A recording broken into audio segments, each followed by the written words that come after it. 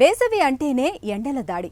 ఓవైపు వేడి ఉక్కపోతలు, మరోవైపు ప్రచండ బాణుడి ఉగ్రరూపంతో ఎండాకాలం మనకు ప్రత్యక్ష నరకాన్ని చూపిస్తుంది. తీవ్రమైన ఎండల ధాటికి వేసవిలో మనలో చాలా మంది వడదెబ్బకు గురవుతూ ఉంటారు. ముఖ్యంగా వృద్ధులకు వడదెబ్బ అనేది చాలా ప్రమాదకరంగా పరిణమిస్తూ ఉంటుంది.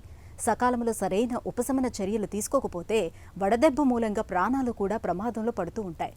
వడదెబ్బ తగిలిన అత్యవసర పరిస్థితుల్లో ప్రథమ చికిత్సగా వెంటనే ఏం చేయాలో, ఉపశమనం కోసం ఎలాంటి చర్యలు తీసుకోవాలో ఇప్పుడు తెలుసుకుందాం.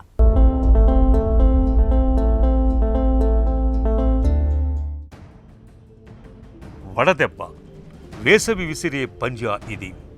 వడదెబ్బ అత్యంత ప్రమాదకరమైన ఆరోగ్య సమస్య. వడదెబ్బను ఏమాత్రం నిర్లక్ష్యం చేసినా ప్రాణాలు క్షణాల్లో గాలిలో కలిసిపోతుంటాయి.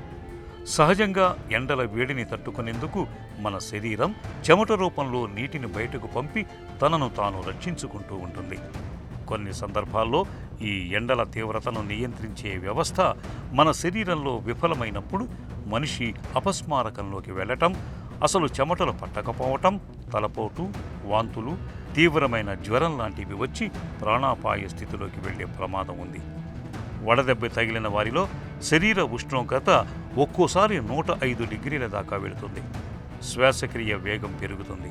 రక్తపోటు, పల్స్ రేట్ బాగా పెరిగిపోతుంది. ఒక్కోసారి స్పృహ కూడా కోల్పోతుంటారు. ఈ స్థితిలో నిర్లక్ష్యం చేస్తే వడదెబ్బ ప్రాణాంతకం అయ్యే అవకాశం కూడా ఉంది. వడదెబ్బ తగిలినప్పుడు ముందుగా ఆ వ్యక్తి ఒంటిపైన ఉన్న దుస్తుల్ని తొలగించాలి. చల్లగా గాలి వచ్చే ప్రదేశంలో పడుకోబెట్టాలి. శరీర ఉష్ణోగ్రత ఎక్కువగా ఉన్నట్లయితే తగ్గించే ప్రయత్నం చేయాలి.